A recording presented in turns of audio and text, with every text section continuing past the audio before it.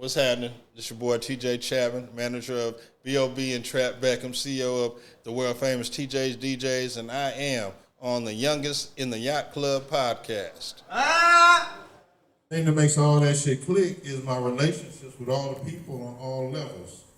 You know, it's like nowadays we got social media influencers. I've been an influencer before there was influencers. And my power is my ability to influence the people that influence everybody else. And so that's where relationships came in. I used to bring people together to network, to build, you know, and provide those platforms and doing for others always came back and did for me. As far as Bob, B.O.B. is concerned, I found him at an open mic, T.I.'s Club Crucial, August 14, 2006. I remember that day because that changed my life.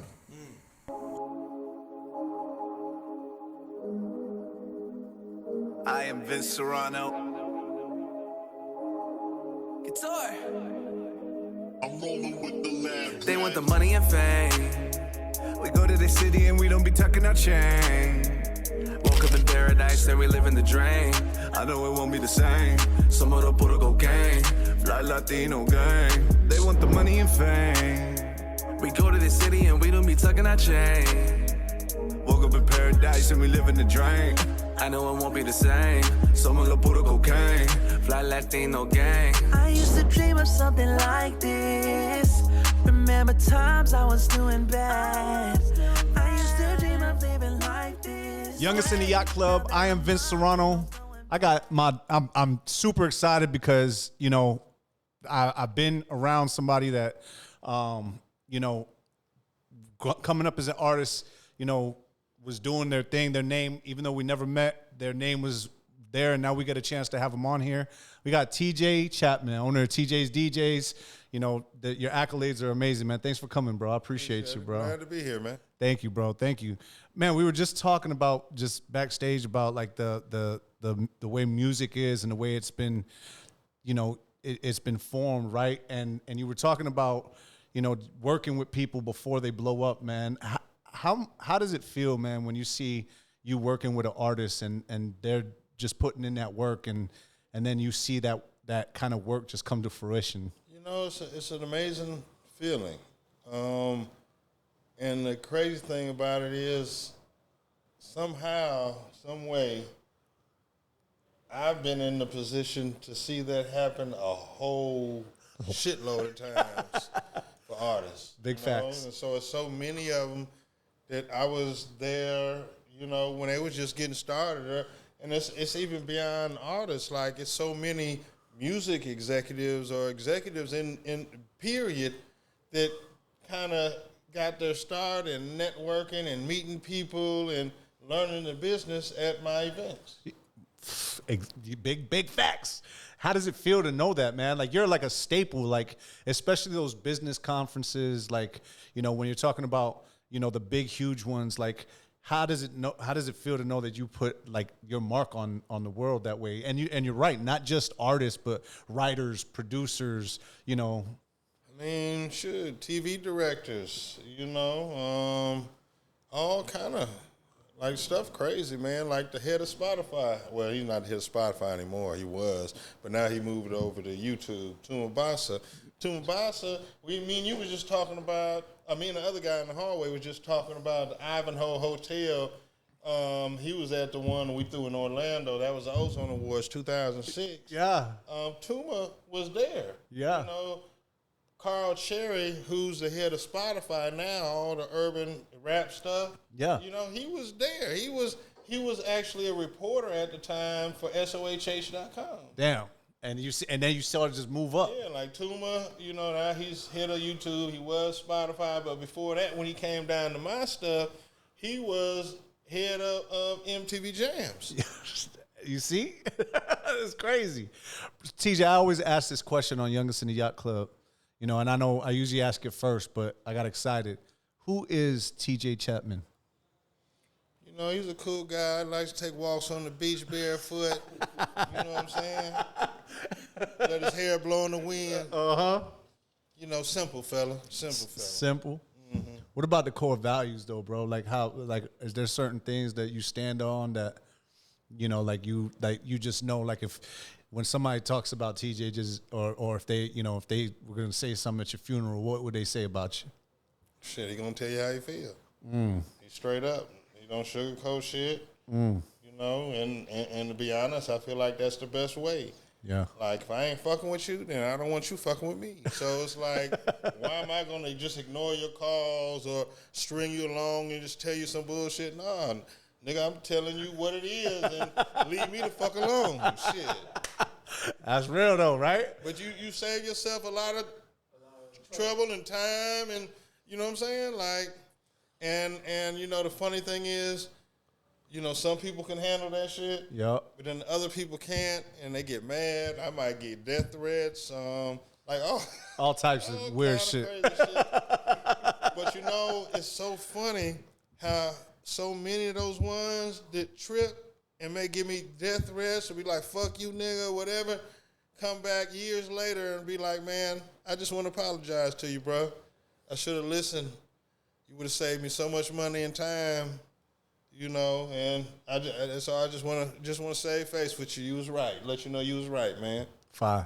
And so it ain't never nothing personal. I ain't trying to belittle nobody or discredit nobody or take away their hard work or nothing.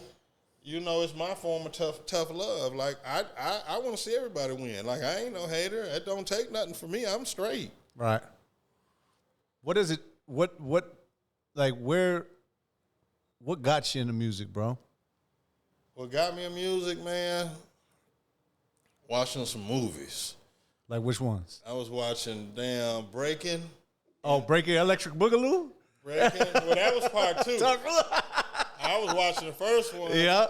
And I mean, I seen all of them. Yeah, of course. I mean, my man was Turbo. Yeah, Turbo was going on the I mean, when he had the broom. Yo, he was with the two of the fans and shit. Hey. That got me moving, dog. You can see the strings and everything Yeah. on that broom. It don't matter. Bro, some of those songs still to this day, fire.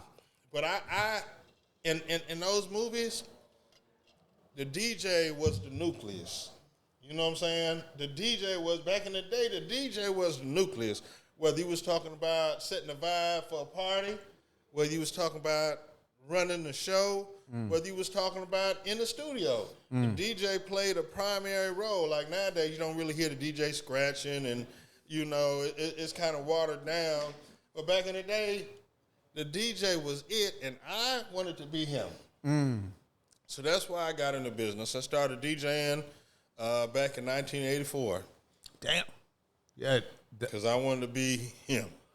And you? Because I couldn't be Turbo or Ozone because I couldn't dance and I had no rhythm. I can't hold a beat. So you had to be the DJ. So, yeah. Not a bad gig though, bro.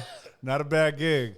What made you start TJ's DJs? You know, I was a DJ in Tallahassee, Florida. There was nothing in Tallahassee, Florida. I was there going to college at Florida A&M University. And so in order for me to get records, I had to order them, but then I heard about these things called DJ pools. So I joined some DJ pools, and I paid monthly, and they would just send me records, all the newest records. And so I'd be ahead of the game. A lot of the stuff you couldn't find in the stores, be exclusive. You know, and then I was studying, and I was like, well, damn, okay, I'm in Tallahassee. I got to get my music from a record pool in Miami. The next closest record pool is in Atlanta, and there really ain't nothing in between. So I was like, man, you know what? I think I need to do this record pool thing. And then somebody told me about there was a dude that was trying to start a pool in Quincy, Florida, but it wasn't working for him. So he wasn't going to do it no more. So shit, I just took over what he was doing. And I renamed it, got all new DJs, and you know, I couldn't think of a name, and the only thing I could think of was some shit, TJ's DJs, and I was thinking about that shit sound corny as shit. Hey, you made that shit right. So I'm asking people, man, what you think? Man, how you think that sound, man? Man, that's pretty cool, dog. You think so?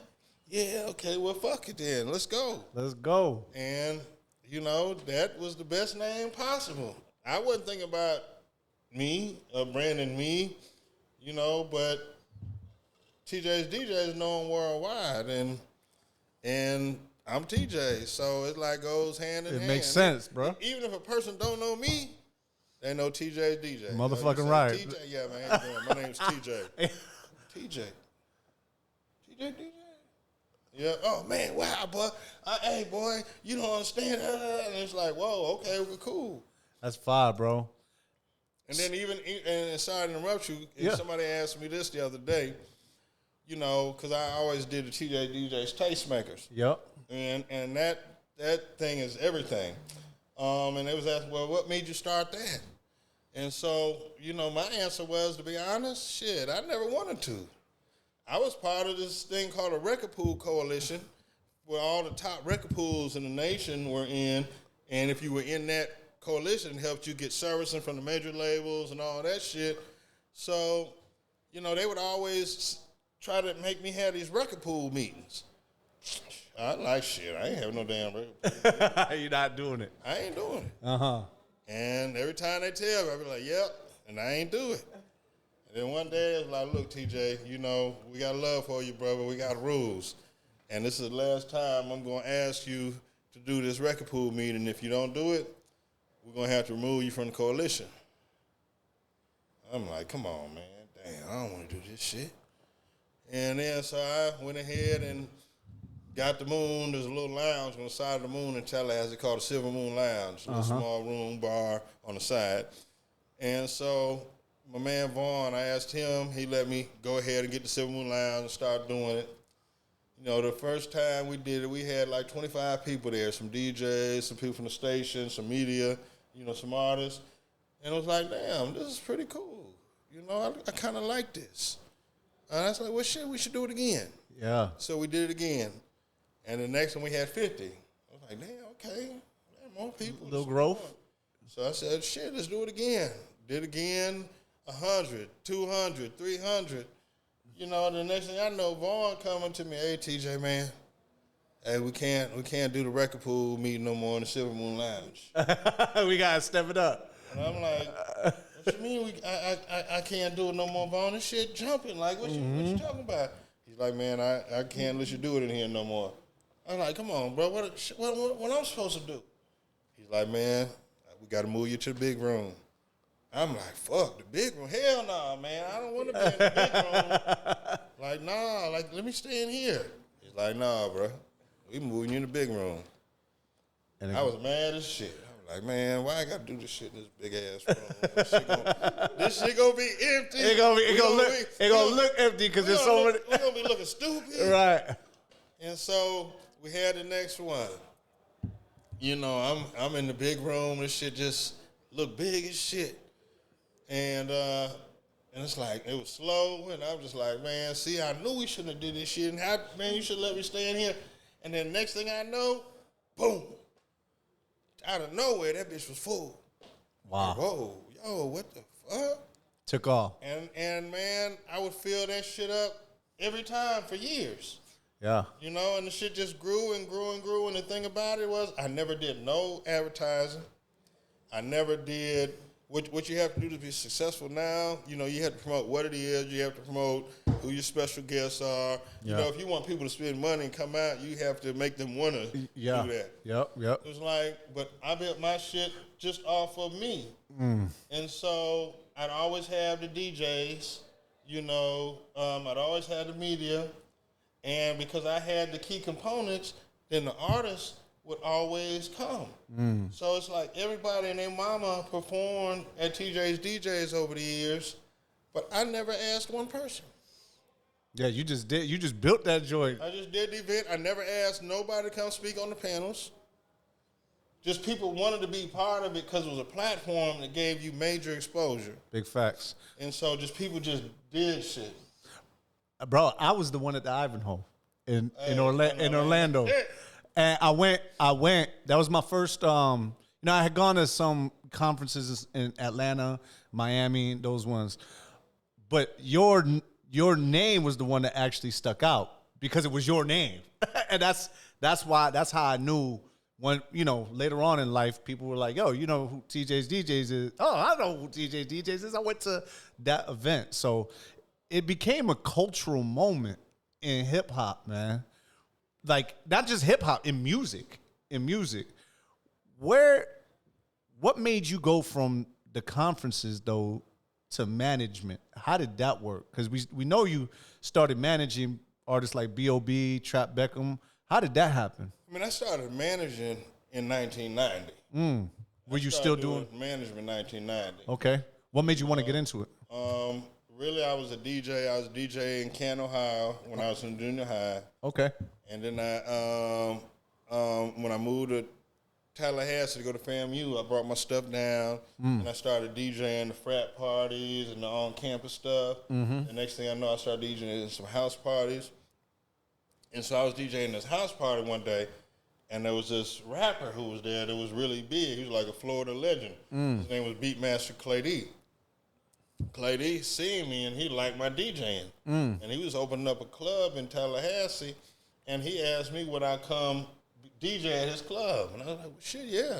And then I started DJing at his club, and he asked me would I be his road DJ.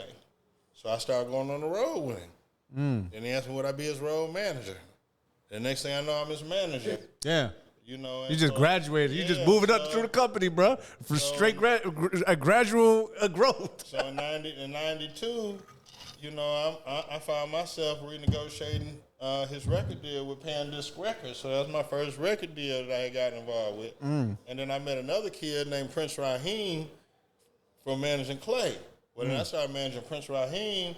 Then I had got him a deal with Island Records. So he was the first Miami solo artist with a major deal. Fine. That was back in 93. And I started DJs in 94. So did it all just intertwine? You were just like, yo, this is all part of the music. I'm just gonna make this because I need the music. I'm DJing, I'm managing. I need to be hot. Was it just something that you just graduated into? Like, yeah, man. To be honest, man, everything kind of just has fallen in place for me. None of this stuff I can say I had some master plan to do this, that, and the fourth. You know, it just shit just happened. right. I never planned to do the conference. You know, it took Julia Beverly coming to me like saying, "Hey, man, we should partner up and do this award show and tie in the conference." Fine. And you know, so then me and her formed a company, TJB Entertainment, and so all the Ozone Award stuff and the Tastemaker stuff fell under the TJB Entertainment umbrella. It just came. It just came. And Do you believe in like law of attraction and stuff like that? You believe in like that? That's probably you called that. You was there like a dream of you doing stuff like this? Or? You know, I used to tell people. I used to always tell people when I was in junior high school, when I was in 7th grade, I would always tell people that I'm going to be famous one day. Hey, I feel that though. You know, I would tell them that I'm going to be famous. They asked, famous doing what? I said, I don't know, but you're going to look up and see me on TV one day. And they're like, yeah, okay, whatever. And so the time when they finally seen me on TV was when B.O.B. was nominated for 6 Grammys, and I'm walking the red carpet with Bob at the Grammys, and you know every major news outlet in the world is there. So Entertainment Tonight, filming, going live on TV, and then people calling my phone because they seeing me on TV and Entertainment Tonight on CNN, you know, chilling on the red carpet at the Grammys. And so it's like, okay, you know what? That's pretty dope. That's fire. But I never, you know. You never knew what it was gonna be. How did you get involved with Bob, and like what did you see in him that made you want to say, you know what, I'm gonna work with Buddy? Well, before Bob, you know, there was a kid named T-Pain. Oh yeah, we know who that guy T-Pain was is. part of the Nappy Heads, and you know they were the shit. And so Around your way, like yeah. Well, Nappy Heads was shit all over the place. Okay. They had a song called "Robbery," which is a classic. Robbery now, get on the ground. Hey, Yeah. we both. Hey, that's that shit. That's that shit. I didn't know that was there, dog. That was T-Pain, but he didn't go as T-Pain. He went as Fahim. Oh, okay. Fahim Najim, which is Hush your mouth. Yeah, they all had them nappy, dirty ass dreads, looking like Florida niggas. Yeah. The style. Yeah. And so, I had worked and broke the robbery and all that stuff. And so I had tried to sign Payne. And we was going through it. We did the contracts, everything. But then something came and got in the middle of it, so I didn't sign him. And so all that was a waste. So then I didn't fuck with Payne no more because I was salty because I just spent a couple $1,000s on an attorney drawing up this contract. And I know the vibes. and we didn't do nothing. Yeah. So I had stopped messing with Payne for a while. But his dad would always come to my office and play me music, never hears music, this and that. And so one day, DJ Saxwell, he was a prominent DJ in Tallahassee, he was like, man, Payne's singing. I'm like, Payne's singing? No, Payne ain't no singer, he a rapper. And he's like, man, he's singing. I'm like, man, whatever. I'm like, yeah, all right. He's like, look, listen, I got a song. Let me play it for you. I'm like, all right. And so it was a song, Time to Make Love. And he played the song, and the song was jamming. I'm like, damn, that should sound good, but what the hell he got on his voice? I don't know about that, bro. I don't know. Yeah. And then this is a slow song. Like, he ain't no slow song R&B, nigga. Look at him. And he's like, well, yeah. And it's like, okay, well, I like the shit, though. I like it. And so we just left it at that. And then his dad came through. His dad would always come through and sit in my office and play with music and get my feedback. And so he came through. He said, hey, TJ, I got this CD I want you to listen to. Tell me what you think. So he had left, so I listened to music. And when I listened to the music, I'm Sprung was on there. And I'm just like, oh, my motherfucking God. That's a hit. That right there is a hit. Yeah. So I immediately called his dad. Now, mind you, his dad was a Muslim. Brother Shaheed is his name. Mm-hmm. But I'm calling him like, yo, nigga, this it. And it's like, oops, my bad. I ain't supposed to say that. But, and it was just like, yeah, that was it. That was the record. And I didn't have nothing to do with Tallahassee, what went on in Tallahassee with the DJs and all that. But we were at a time where it wasn't digital. It was physical. Yeah. You had to mail it out, right? You had to mail it out. Yeah. And so everybody who got that record outside of Tallahassee, they got it from me. Fine. So Payne and them they didn't have the finances to do that stuff. I was pressing up CDs. I had a recording studio. I did CD duplication, all that stuff. So I was pressing up CDs for Payne Daddy. You know what I'm saying? And for myself to take all these places and give to all these DJs. you were basically doing the street team marketing, the guerrilla marketing. I mean, even in Tampa. I was going to say, because that thing Tampa, blew. the DJ that started in Tampa was Doc D. Okay. Doc D started in Tampa. And on the radio, it was H. Vidal. Who was H. the man at the Vidal. time. Oh, my God. And That's so it's like, I sent it to H. H like, man, nah, I don't know about that. What are you I don't talking know about? that. And so Doc had H come out to the club one night. Doc played it. And Doc played it. Everybody went crazy in the club. And then H was like, whoa, yo, this is crazy. So he said, all right, man, you know what? I'm going to give it a try on the radio. He played it on, he played it on the beat. When he played it on the beat, phones went off. It was instantly the number one requested record in the city. In Tampa. That's crazy. Instant. And probably every place else, right? I mean, it really spread. Like, a lot of people don't know, but, like, it really spread from here. Wow. From Tampa. Uh-huh. Bro, you I see? mean, even though we was playing in Tallahassee, the urban radio, they didn't support the local music. Right. We had issues. All we had was Cumulus, and they was real corporate, and so they were on some bullshit. So the first major city station we got on the record was in Tampa. It was H. Vidal. Big facts. That's crazy. Everything good? Yeah, dude, I remember when that record took off. I remember we talked about this, man, where music Where you where you be? Stories in your life. Where you at during that time? And I remember I was like, I was taking music and looking and saying like, damn, I could do this, you know? It was an amazing time in that time, and you're a part of that, bro. How did the relationship with B.O.B. though work? Oh, and that's what I was leaving. Yeah, it's all good. You broke these records. You breaking these records. DJ's breaking these I records. had to lead in though. Yeah, you got that. Okay, so you know, I went ahead. We came. I passed the record out to everybody. We came down to Miami. You know, then Pain started getting popular, so we had deal meetings and stuff like that. Well, I ended up getting cut out of the deal situations, even though I am the one that got him the deal with Jive Records with Memphis Hits.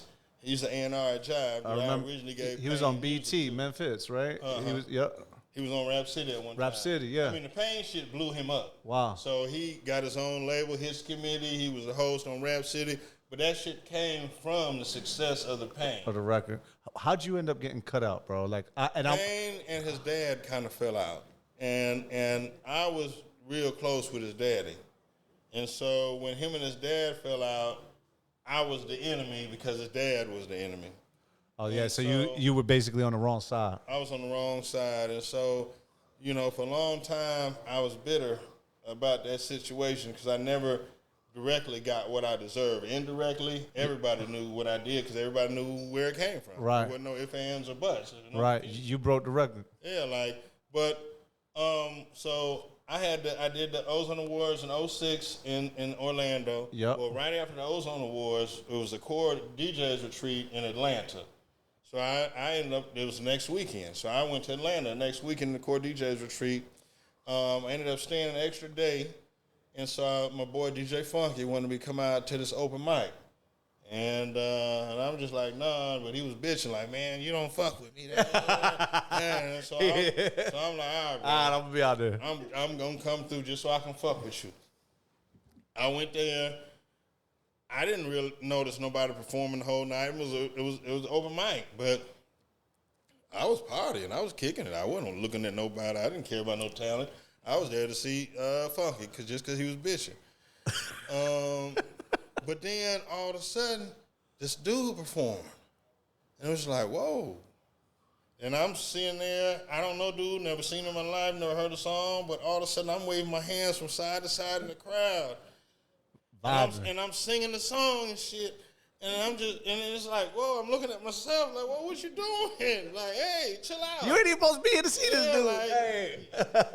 And, you know, I was blown away by dude. And so he did a song, he got done, and I immediately walked to the stage, said, hey, hi, my name is TJ. You know, do you have a manager?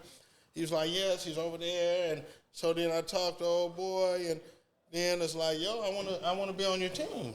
And they was like, cool, you on the team. And so a week and a half later, after that night, we was taking meetings. The first meeting was at Atlantic. A month and a half later, after that night, the Atlantic deal was signed. You just knew, or you just got him in the rooms? Just knew. I'm just saying, you knew, and then he was already taking the meetings and stuff like that, or you was the one that got him into the room? No, I got him in the meetings. You just knew? Didn't nobody, yeah. I mean, I always know. Fine. All these people I knew. Like, toot that horn, TJ. Hold on. No, you supposed to, bro. Like you can only be lucky so many times. After a certain amount of times, it has to transcend from luck to something else. Big facts. Because you ain't gonna get lucky 20 times. No, that's real.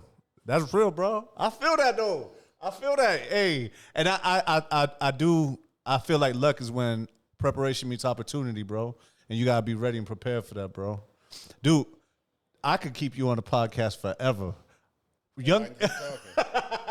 Younger City Yacht Club is about, giving the game out, because people going to see you on the Grammys. They're going to see you in the boats. They're going to see you on TV, but they're not going to know the water that you got to go through to get to those places. If you could give somebody, or maybe, an artist, an up-and-coming artist, a gem, what would it be?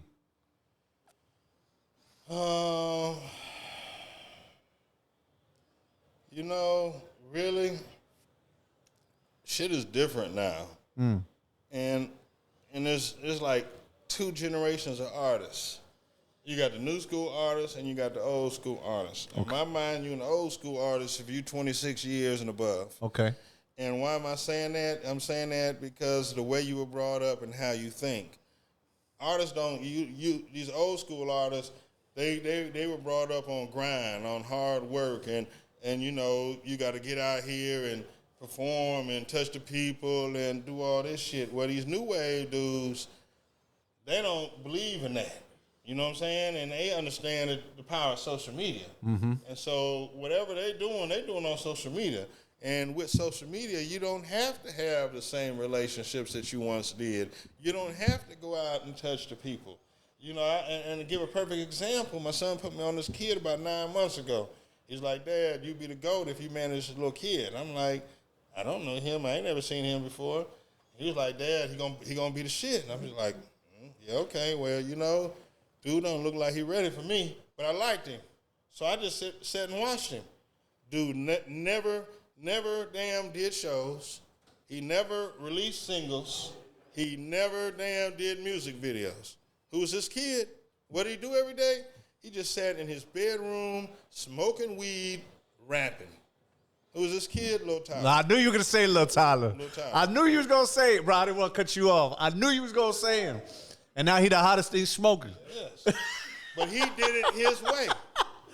Yeah. He did it his way. You know what I'm saying? And so when I say these old heads, and I'm old as shit, but I understand the game. I utilize social media to do whatever I need to do. Big but all you artists that don't, you're not doing your job. It's not a thing of choice. It's a thing of what you have to do with everybody. We all have jobs, and in those jobs, we have to do shit. We have responsibilities that come with the job, shit that we don't want to do. Amen. Well, that's your responsibility, and if you want to be successful, you have to do it. So when you hear artists saying, "Oh, I don't really do my social media," you just like you don't really want to work. I'm not. Listen, it don't matter how good you are. Big fact. If you don't embrace that social media, I can't fuck with you, bro. Big facts, bro. Big facts. I fucks with that, man. TJ, one last question, man. If you could give yourself, your younger self, some advice, what would it be? You know, Making you so think. much. Nah, you know, like man, it's like it's beautiful for me to still be relevant and for me to be able to come do all these things and meet people and hear people's opinions or how I help people. When my younger me, I just had tunnel vision. My head was down, and I'm just trying to get on, number one, and number two, keep the bills paid. Amen. So I didn't realize all the shit that I was doing. And so I didn't, even though I monetized it pretty well, I didn't monetize it like I should have. So you should have monetized that bad boy. I mean, I should have did a lot of stuff different, you know. Yeah. I didn't know, and I didn't have the influences, and there weren't other people doing what I was doing, so it wasn't people that I could watch and learn from and get ideas. It's like all my shit I did myself. Right. I had my teams, but I didn't have somebody to watch, you know, or somebody to learn from or get these ideas from or none of that. Yeah, you was almost like the smartest person in the room. And so I wish I would have, and I wish I would have monetized it because I was ahead of the game on so much stuff. Amen. Bro, you are the man, dog. I appreciate it, man. I feel like I'm talking to like a relevant part of my life, of a certain part of my life, dog. And I appreciate you being here for the Youngest in the Yacht Club Music Conference, man. I know, you know what I'm saying, you came down on relationships, man, and that means a lot, bro. So thank you so much, man. We got artists who they're excited to get game from you, man. The people, the viewers who are excited to get game from you, man. We appreciate you being here, bro. No problem, bro. I appreciate y'all having me. I'm glad to be able to help anybody. Bro, let the people know where they can find you, my guy. All my stuff is TJ's DJs. TJS, DJS. That's everything. That's everything, man. And my man, he'll be out there telling you, I'm here. He'll be 1 minute he'll be in Tallahassee, the next minute he'll be in Connecticut. 10,000 people, bro. So I'm excited for you, man. What do you have plans for this year, for the rest of this year? Well, I have a new artist. Her name is So Candy. I haven't been interested in managing any artist in probably 7 years since I picked up Trap Beckham. But I really think she's a star, and you know she's recharged me. Like I don't get excited. Wow. I'm a level guy, low key dude. Yep.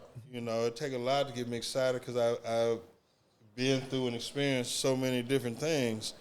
But so to meet somebody and somebody to get me excited again and got me making me want to work and do what I do, you know, that means a lot. Gotta I have need something. that. Gotta have something. Big facts, bro.